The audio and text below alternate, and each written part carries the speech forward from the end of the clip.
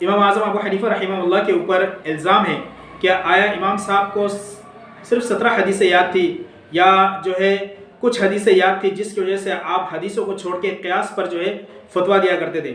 اور یہ معترضین، اعتراض کرنے والے اور الزام لگانے والے، وہ جو ہے استدلال کرتے ہیں کہ دیکھو علامہ ابن خلدون رحمہ اللہ نے اپنی تاریخ کے اندر جو ہے لکھا ہے.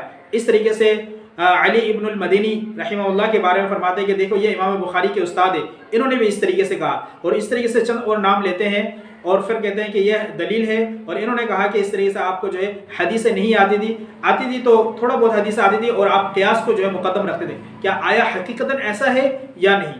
تو اس کے بارے میں بہت ساری جو ہے کتابوں کے اندر بڑی مفصل کے انداز پہ لکھا ہوا ہے. اس میں سے ایک بات یہ سمجھنا چاہیے کہ جب بھی کوئی علم و فضل کے اندر اس طریقے سے جب کوئی جو ہے تقوی و اتقاء کے اندر جو ہے بلند پایا اور جو ہے پایا طبقے پہ ہو تو اس کے حاسدین بھی ویسے ہی ہوتے ہیں.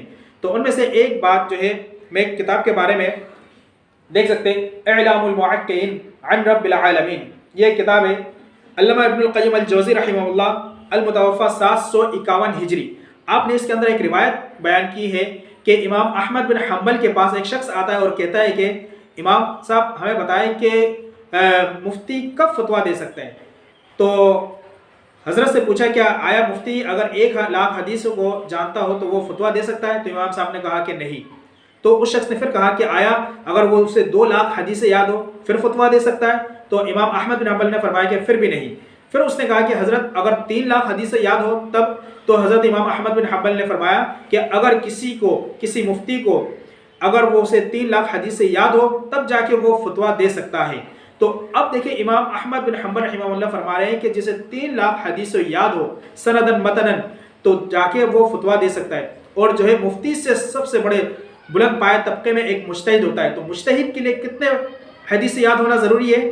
اس لیے فرمایا کہ امام احمد بن حنبل رحمہ اللہ کے کتاب الوصایا کے اندر ہے کہ آپ کو 5,00,000 حدیثیں زبانی یاد تھی اور آپ نے اپنے بیٹے کو نصیحت کیا کہ بیٹا میں آپ کو 5 حدیثوں کا نصیحت کرتا ہوں جو 5,00,000 حدیثوں کا نچوڑ ہے جو کہ مجھے یاد ہے. تو اس بات سے یہ ثابت ہوتی ہے کہ امام اعظم ابو حنیفہ رحمہ اللہ آپ کو جو ہے حدیث زبانی طور پر یاد تھی اور کامل اور مکمل تھے حدیث میں، آپ حافظ الحدیث بھی تھے، جس کے بارے میں علامہ جو ہے علامہ ذہبی رحمہ اللہ نے جو کتاب الحفاظ کے اندر تذکرۃ الحفاظ کے اندر آپ کے بارے میں جو ہے فرمایا کہ آپ حافظ الحدیث بھی تھے. فلہٰذا جو اس قسم کے الزام لگاتے ہیں اور اس قسم کے جو ہے بات کرتے ہیں یہ سب باتیں لغو ہے، بیکار ہے، اور یہ ساری جو ہے حاسدین کی طرف سے ایک الزام ہے، اس کا نہ سر ہے نہ دھڑ ہے نہ اس کا کوئی جو ہے حقیقت ہے. اللہ